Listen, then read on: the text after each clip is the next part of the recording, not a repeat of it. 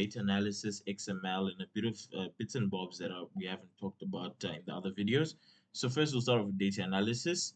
So for data analysis, you need to add your data analysis from the developer tab, Excel add-ins. You tick analysis toolpack and you click on OK, and now you'll have your data analysis. So you click on that. We're going to first create descriptive statistics. So I'm going to choose that and click on OK. So I'd already done this, but I wasn't recording my audio. So yeah, so I just have to redo it. So here, the range that we want for our input is our totals, right? So I could also add the label, but I have to make sure I tick labels in first row if I'm adding the label. And in the output range, I want it in F4, which is here, and I want only the summary statistics. So that's all I tick. So I click on OK, and I get my summary statistics, which is like the average, the range, the minimum sum, count, and so forth. This is stuff that if you're doing statistics, you know a lot about. Okay. And then next, we're going to do a histogram. So data analysis, we go to histogram and we click on OK. And our input range, we want to do the payments, right? So I'll show you where there's no labels. So you just choose your payment values. And this time you don't tick labels because it's just the payment values, right? Sometimes you're told a bin range, you just choose the bin range.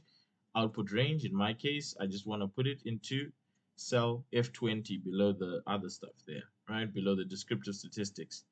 And I want accumulated percentage and I want a chart output. So I want to see the actual chart of the histogram. So if I click on OK, you'll see there is my output and there's my chart output, right? So that's how you would use the data analysis tool in order to find descriptive statistics, histograms, and there's much more there. So you can play around the data analysis tool, but most of the focus is here.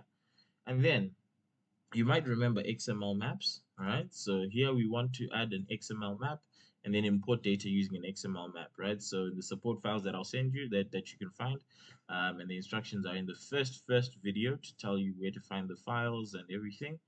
So to use this XML, you go to your developer tab. Remember how to add your developer tab. And for XML mapping, you use XML, the XML group. So first, you need to add a map. So you use the source pane. So you click on source, and you get this pane here. So you'll see that I've already added a map because I was testing out the file.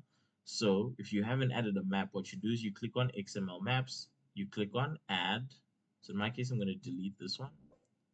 All right, then I click on Add, and then I look for the XML map. So in my case, I think it's saved. I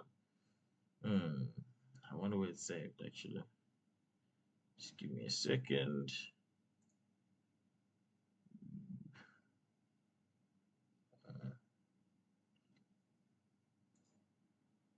Okay, I finally managed to locate my file, which is the XSD file. This one, that's my schema, and I open it, right? So I select it and I open it.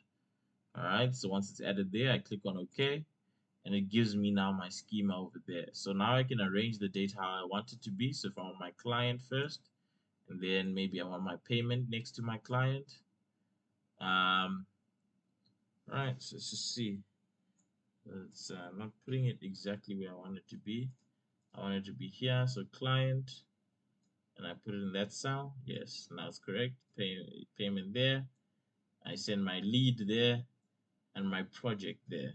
All right, and I can close my source pane since I have this. Now to import the data, I click here.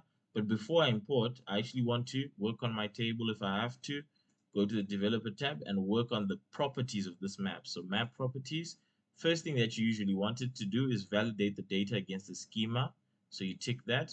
And then also you also wanted to append the new data to the existing XML tables as opposed to overwriting existing data with new data. So you choose that and you click on OK. And then you import. So now I find my XML files. So maybe clients 1. I open that and you'll see it's imported. And I come below there, import, and then I put in my XML2 or clients 2, and it's imported. Now I've got my full list of potential clients, right? That's one of the things that you might want to do. And then another thing is your 3D referencing. So if I wanted to go back and say I've approved this and I want to get this from a different worksheet, so I'd say equals, and then I go to my advanced functions, right? And I click in this cell here. And you see what the reference looks like. That's what we call a 3D reference, because it's going between sheets, between multiple worksheets in this exact same workbook, right? So that's how a 3D reference looks. You can check it up here. And then if I press enter, that is what's added into there. All right. And then next, maybe I want to show the date, but the date is in a different workbook. That's called a global reference or an external reference, right? So first thing that you do is you click in there. Before you press equals, you go open that other workbook, right? So in my case, I'm going to open it on the side here. Just give me a second.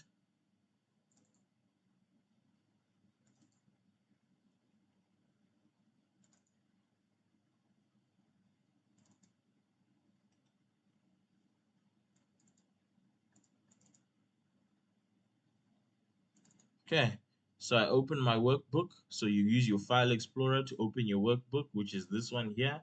And then you go back into the workbook that you're working in, your start file, and then you say equals, and then you use your